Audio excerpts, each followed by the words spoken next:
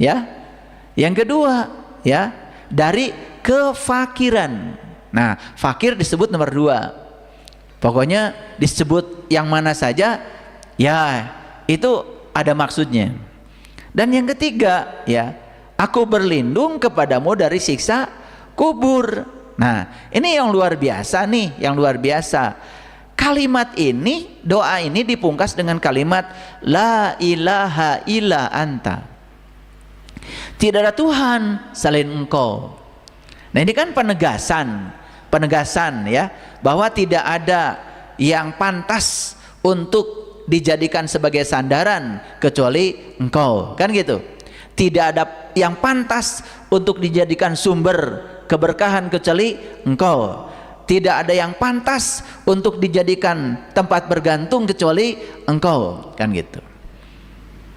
Bahkan saya pernah itu, ya, mengalami goncangan ekonomi yang luar biasa. Pernah, jangan dikira ya. Udah pengalaman yang gitu-gitu. Ditipu orang pernah, ya. Bahkan jumlahnya sangat fantastis. Utang banyak pernah itu. Walaupun utangnya bukan utang yang untuk diri sendiri. Kadang-kadang kita ya harus berutang bukan dari sebab yang ditimbulkan diri sendiri.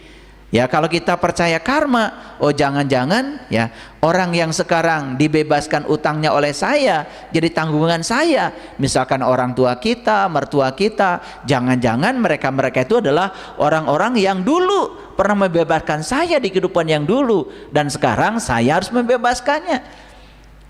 Ya, kalau kita punya kesadaran itu saja, kita tidak pernah merasa berat menghadapi semua itu.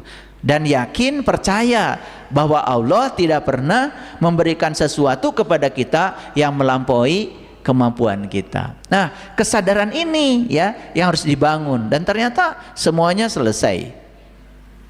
Ya, mungkin saya pernah cerita ya, saya pernah membebaskan utang ya keluarga yang jumlahnya cuma 40 juta, karena bunga berbunga totalnya jadi 570 juta. Saya bikin ya surat pengakuan utang itu biar nggak ribut, daripada diketok-ketok aja pintu setiap jam 12 malam. Ya sudah, bikin pengakuan utang dan tolong dihentikan bunganya itu. Ya karena kita dengan kepercayaan, dengan keyakinan tidak pernah mengatakan uang dari mana, tidak pernah, apalagi menghindar dari situ, karena tidak ada yang bisa diandalkan setelah orang yang berutang ini meninggal kecuali kita. Dan kenapa utang ini warisannya jatuh kepada kita? Kalau kita yakin dengan karma kita, udah pasti ada pertolongan Allah. Luar biasa Bapak Ibu. Karena keyakinan itu dalam waktu singkat saya bisa melunasinya. 40 juta jadi 570 juta. Kalau dipikirkan kan pasti sulit ya. Makanya kalau dijalani jadi enak. Gitu.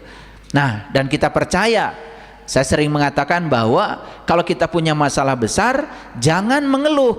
Ya Allah, saya punya masalah besar.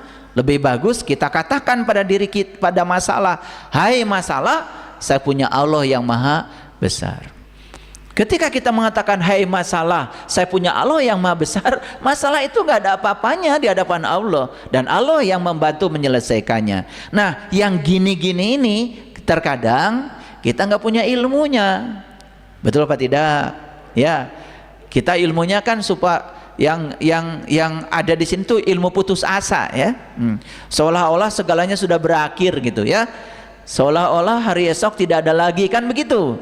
Ya, gitu. Nah, perhatikan sekali lagi ya. Ya Allah, aku berlindung kepadamu dari kekafiran. Kalau di doa ini kekafiran lebih dulu. Allahumma inni a'udzubika minal kufri. Yang kedua wal fakri. Nah, Allahumma inni a'udzubika min azabil qabri la ilaha illa anta. Jadi saya berfokus pada kalimat yang terakhir, la ilaha illa anta. Di situ justru energinya.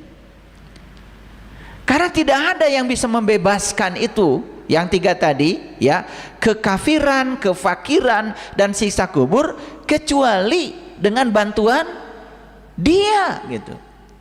Tetapi dia hanya akan hadir kepada mereka yang mau mengubah dirinya. Tetap saja proses perubahan harus dimulai dari diri kita sendiri. Karena Allah kan sudah berulang kali mengatakan, aku tidak akan mengubah nasibmu ya, kecuali kamu sendiri yang mengubahnya. Tapi aku memfasilitasi, aku mendorong gitu loh. Allah itu fasilitator. Bahkan Allah itu katalisator sebetulnya, mencairkan semuanya kalau kita mau memulainya. Clear sampai sini? Oke, baik. Sekarang saya lanjutkan ya. Bapak Ibu, doanya Nabi Yunus ketika ditelan ikan kan dipungkas juga dengan kalimat la ilaha illa anta. Coba, ditelan ikan tapi malah doanya la ilaha illa anta.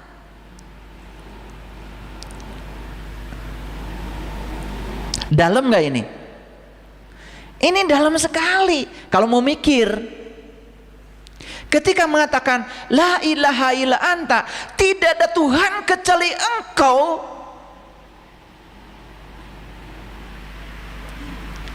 berarti Nabi Yunus sedang menyaksikan dia apa tidak? Sedang berhadapan dengan dia apa tidak? Coba.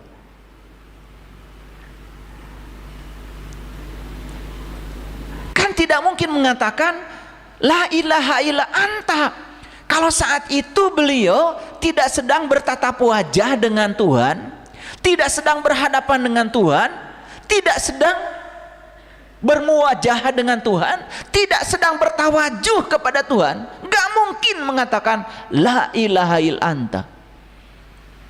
Seorang Rasul itu kalau berbicara pasti ada energinya, pasti ada isinya. Berbeda dengan kita. Kalau kita berbicarakan la ilaha illallah, ya cuma di mulut aja. Katanya nggak ada Tuhan selain Allah, tapi kita menuhankan uang, menuhankan jabatan, bahkan kehilangan yang gitu-gitu, ya. Seolah-olah lebih merana dari kehilangan Allah. Tidak pernah ya saya melihat ada orang merasa bangkrut karena kehilangan Allah, tapi dia merasa bangkrut karena kehilangan usaha, kehilangan uang, kehilangan jabatan. Kan bohong dia mengatakan la ilaha illallah, yang mana yang bukan Allah? Bohong itu.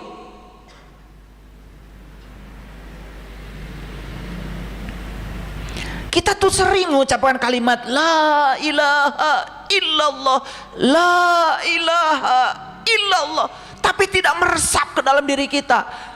Kalimat itu cuma di mulut kita, tidak masuk di kolbu kita, tidak masuk di rasa kita. Makanya kalimat la ilaha illallah yang kita ucapkan tidak ada getarannya sama sekali, tidak memancarkan energi, tidak ada emosi di situ, tidak ada rasa di situ.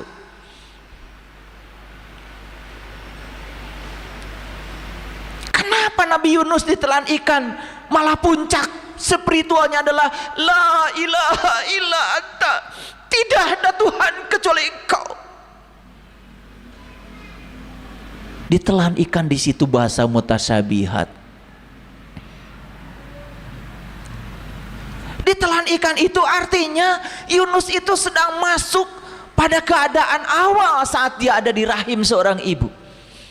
Masuk ke rahim ibu, sebetulnya dia mengalami pengalaman spiritual persis seperti saat beliau di rahim ibu.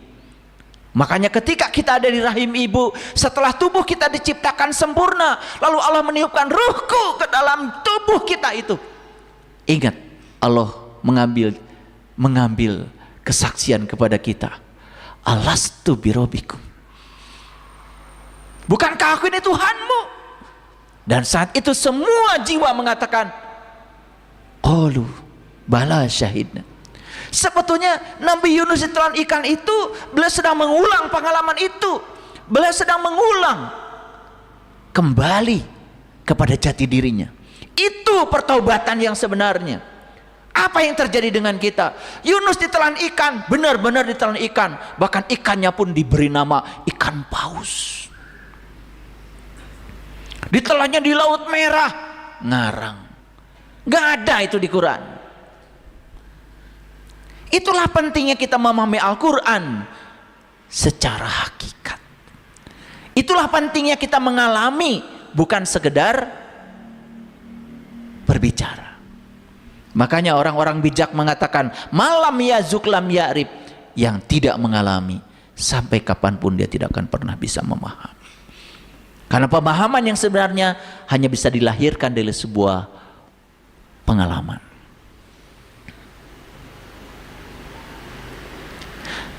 La ilaha illa anta, itu yang bisa membebaskan kita dari kefakiran, dari kekafiran, dari siksa kubur. Makanya saya sampai menulis buku judulnya 30 Titian Kesadaran. Buku itu saya dedikasikan buat semua umat yang ingin keluar dari siksa kuburnya. Kenapa? Siksa kubur itu artinya kita berada di kesadaran yang rendah, di frekuensi yang rendah. Sedangkan alam punya hukum tarik menarik, like attracts like, yang serupa menarik yang serupa. Begitu kita tidak keluar dari frekuensi rendah itu, kita akan terus menerus menarik semua yang frekuensinya sama dengan kita, dan kita tidak akan pernah bisa keluar dari jebakan itu.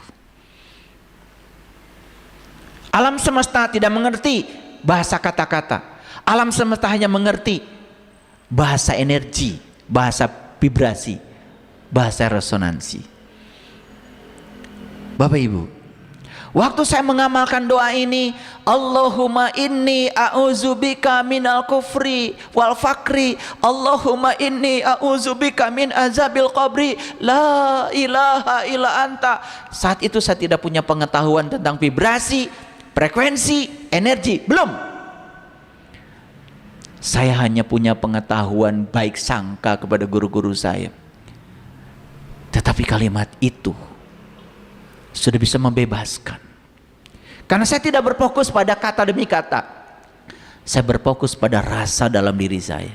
Saya akan terbebas dari ketiga-tiganya. Saya akan terbebas dari ketiga-tiganya. Dan saya bukan mengatakan benar-benar sudah terbebas.